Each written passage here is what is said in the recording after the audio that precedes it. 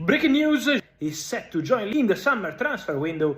Here we go. Deal agreed between all parties involved. ADS proposal is not valid for now. It's valid from June 2026. They didn't want to sell the player in this transfer window, only in the summer. More clubs also calling Bayern unlikely, and now close the agreement for one of the most talented in the world. Will cost.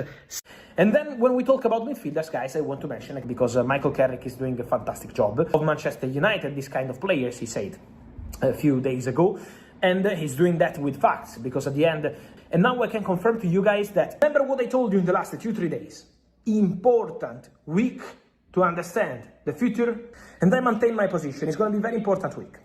So Newcastle are prepared to make a big proposal financially to the player, and obviously with this Isaac story ongoing with Liverpool. So Newcastle are ready to make something big, but don't forget also Manchester United. Because as I told you, Manchester United have been discussing internally.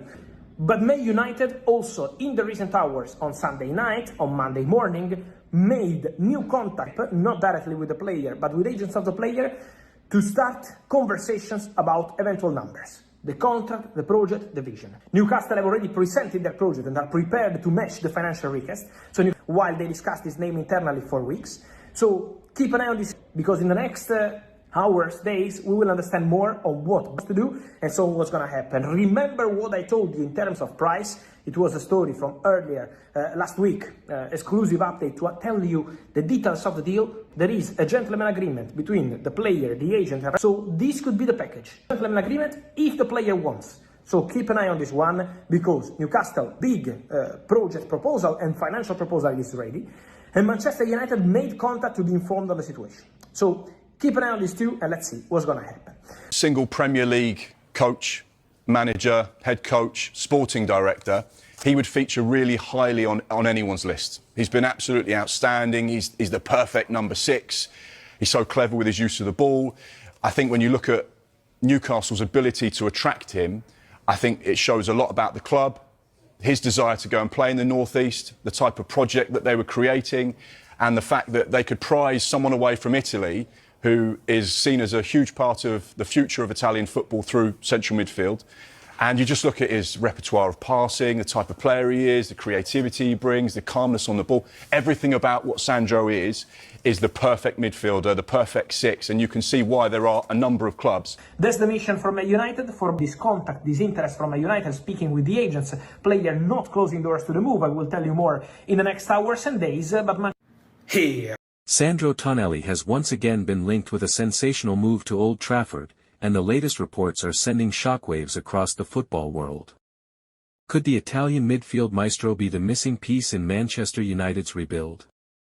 Or is this just another transfer saga that will dominate headlines throughout the summer?